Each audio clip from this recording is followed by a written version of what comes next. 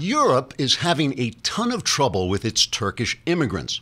In the old days, of course, Europeans used to do battle with the Turks because the Turks were trying to conquer Western civilization.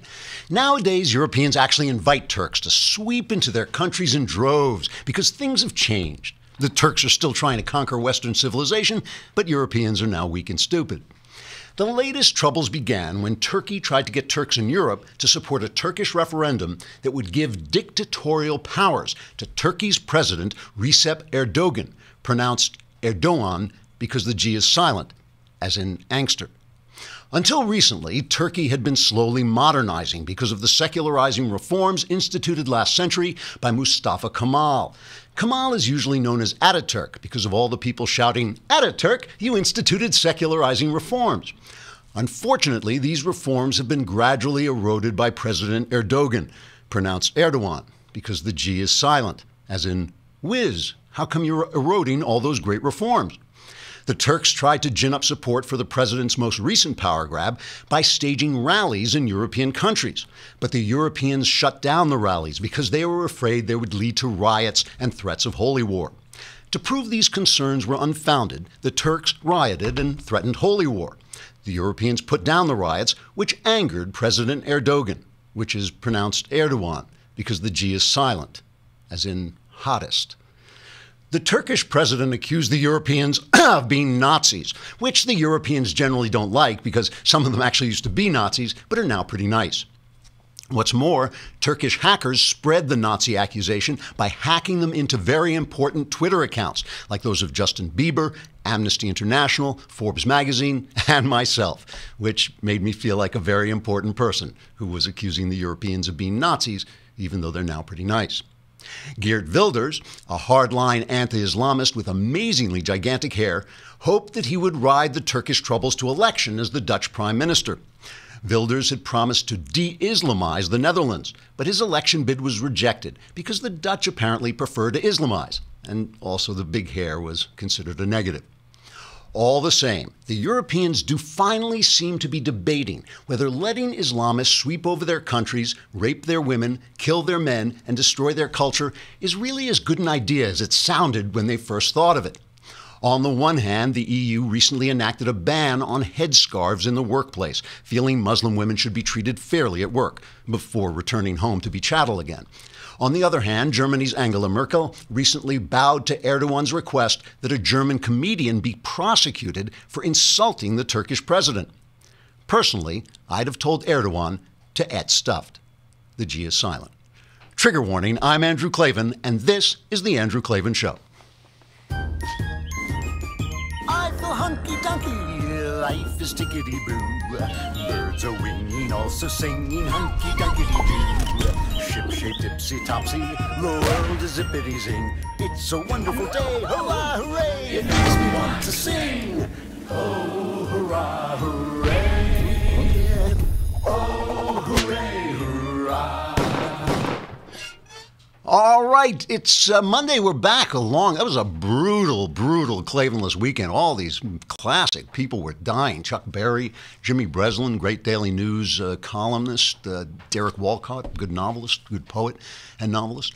A lot of people gone, but now we're back, and we'll bring them all back to life. So it's okay. And we have best-selling cultural correspondent Michael Knowles is with us to discuss the entertainments that came out from the left and right.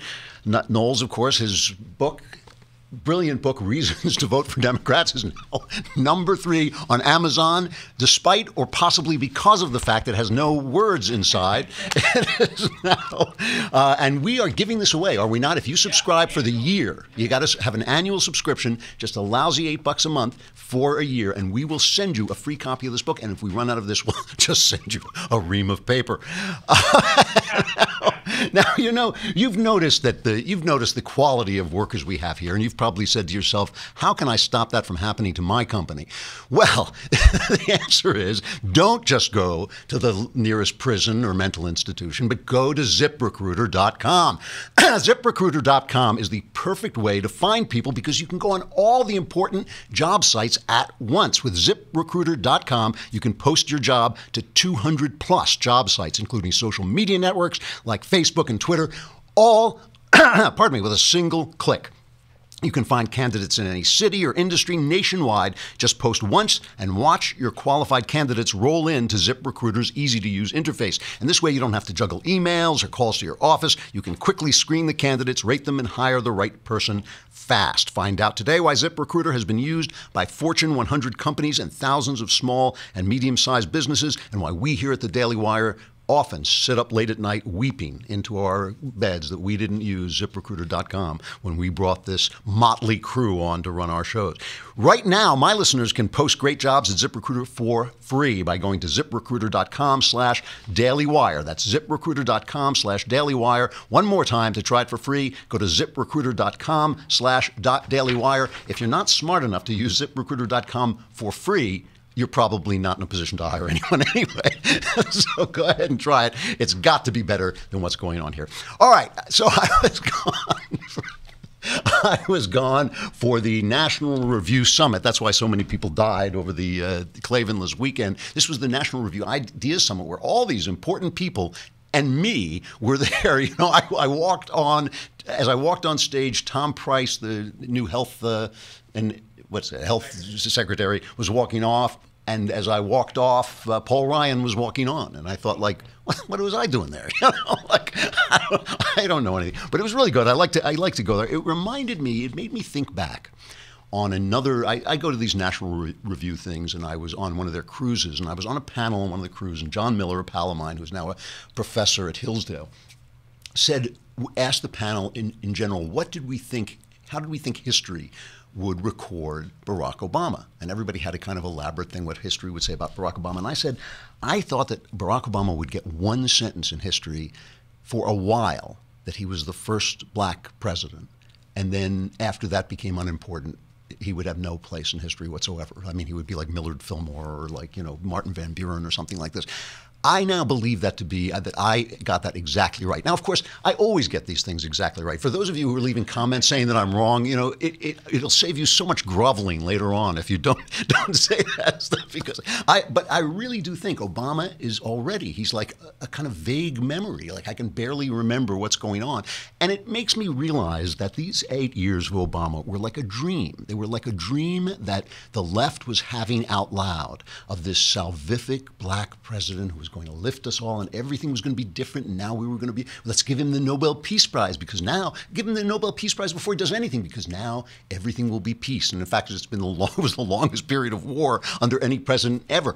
The fewest number of laws passed any president ever. Now everything he's doing is being erased one way or another by Donald Trump. His party has been destroyed, and I just don't think he's going to have left much of a mark, except on the minds of these people who imagined it. And so now we have Donald Trump. And, you know, there's this old saying, nobody knows exactly who said it, that the news is the rough first draft of history. But really now, the news is an alternative history. It's like reading science fiction. It's like reading a world. So we're entering this big week. This is a big week for the Trump administration. Neil Gorsuch, Supreme Court guy, his hearings begin. The health care law is supposed to come up for a vote as early as Thursday. It has one more committee to get through. And that comes up for a vote. And now there are all these investigations. These are going on as I speak, so stuff is probably happening as I speak that I'm not watching. But the intel investigations into Russia, you know, on Russia's influence on the election, and Trump's accusations that Obama wiretapped him and all this stuff. So here's a piece from the Wall Street Journal this morning. I'm just going to read like a little bit of it. It gives the general impression that the press is giving us about this administration. Since President Donald Trump's election, equity and bond markets have been on the rise. Business leaders are applauding his call for tax cuts, and consumer confidence in the U.S. economy is up. It's actually way up. But halfway through his crucial first 100 days in office, it has been tough going for the new president's agenda that inspired much of that optimism. So people are optimistic, but the agenda is in trouble. Republican infighting is bogging down a health care bill and the litany of legislative issues lined up behind it, including an overhaul of the tax code. A series of court rulings are stalling his immigration policy changes, and his own tweets and White House comments are broadening several probes into whether Russia tried to influence the outcome of last year's presidential election on behalf of the Trump campaign. So let's take a look at this for a minute. The one part that I immediately agreed with to some degree, is that a series of court rulings stalled his immigration executive orders, not necessarily his immigration policy changes, because one of the things about those executive orders is they're kind of irrelevant. Like, he doesn't need to do that stuff. There's so much he can do by just calling up ICE and saying enforce the law that would change everything. But it is true that these judges who have struck down this latest executive order have betrayed their trust. And I mean, it's getting, on the right, people get a little bit, what's the word, hyperbolic maybe?